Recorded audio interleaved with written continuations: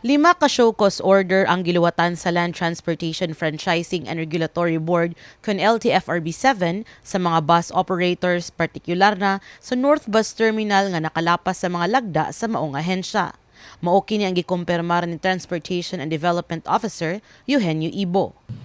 Ang action namin sa office ay padadalhin namin ng summon yung operator. Ang mga issues, violations of the terms and conditions in general po. Specifically, walang valid na CPC doon sa terminal, walang required safety measures like sa CCTV, the camera, the GPS, the fire extinguishers. Kini nahasubay usab sa kinalit nga inspeksyon ni Senator Raffy Tulfo Pasensya na po, mag-inspect lang po ako bilang chairman niyo po sa Cebu North Bus Terminal ni adtong miaging Biyernes, Abril 4, 2025. Nirepil bago. Kailan? Tingnan, pwede makita yung date? Gawa sa sitwasyon sa terminal, gitumbok sab sa senador ang pipila ka safety issues sa mga mobiyahing bus. Yung mga upuan, butas-butas. Wala Gisaway sa senador ang mga safety ug sanitation issues nga iyang nabantayan sa pagbisita sa terminal. Sama sa gubaon nga gas pedal sa usa ka bus, Tali na lang ng rubber yung sa brake line o clutch. kakuwang sa fire extinguisher At least ikaw meron ka fire extinguisher, safe ka. Paano naman sila? ug emergency exit glass breakers, Para in case of emergency, pukpukin nila yan, lundag sila. mga gigamit pa nga karaang push carts, mga di mo gana nga electric fan ug uban pa. Hindi pa kayo rito, ang lamig-lamig. Yung mga nagbabayad, mainit, hindi gumagana ng electric fan. Ba't ganon? Ang Cebu North Bus Terminal nga kasamtangan nga nahimutang karon sa luna ang gipanag-iyas sa usa ka mall sa North Reclamation Area mo'y nagsilbing temporaryo nga terminal sa mga mobiyahe paingon sa amihanang Sugbo. Libre kini nga gipagamit sa Cebu Provincial Government human nga napupos na ang kontrata o gipasirad-an na ang naandang North Bus Terminal sa Mandaue City. So what happened? The provincial government of Cebu had to step in to provide relief and service.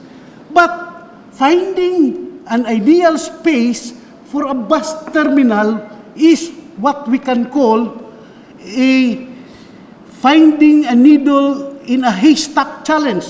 Si Governor Gwendolyn Garcia miangkon sa maong mga hagit apan mipadayag nga angay makasabot ang senador sa legal nga aspeto sa pagpadagan sa terminal. The presence and the actuations of that senator hampering our North Bus Terminal operations involved two things: the legal side of it and the perhaps enlightenment side of it, because I choose to be more kind. I would not wish to say that we would have to cure the ignorance side of it, but I will just say the enlightenment side of it.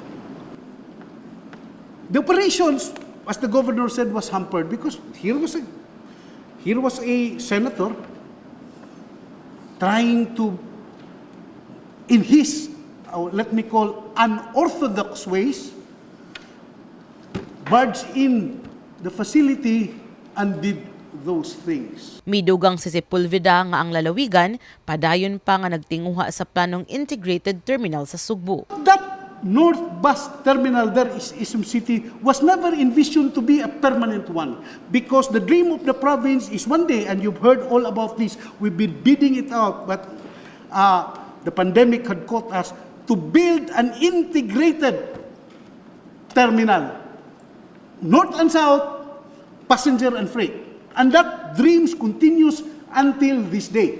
Samtang, mipadayag sab sa iyang reaksyon ang founder ug tag-iya sa Mr. Lu nga usa ka integrated public toilet service provider mahitungod sa pasilidad sa mong terminal nga usa sa gisaway ni Tulfo. Matod ni Tulfo nga mas mayong ihunong na ang 10 pesos fee nga paggamit sa pansayan ug angay nga ilibre na lamang kini.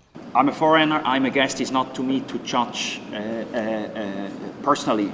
I cannot. The only thing, and I can say this honestly, I was more, how should I say, not irritated is not the right word, but astonished that it went so quickly, because when you see something, you observe and you first try to clarify who is operating the toilet, is there legal ground, and then you would investigate. Samtang, gisugda na sa LTFRB ning Webes, Abril 10 ang surprise inspection sa mga terminal isip preparasyon sa Semana Santa. Ilabi na nga mas modaghan pa ang mga pasahero nga muuli tungod sa bakasyon. Nakahatag na sabang LTFRB og special permits sa 83 ka mga provincial buses nga mobiyahe gawas sa ilang naandan nga ruta. Buhat sa atong primerong pagpangandam nga gibuhat sa atong ahensya is pagpanghatag og special permit sa mga buses. Kini siyang mga buses, authorized ni siya to some other routes.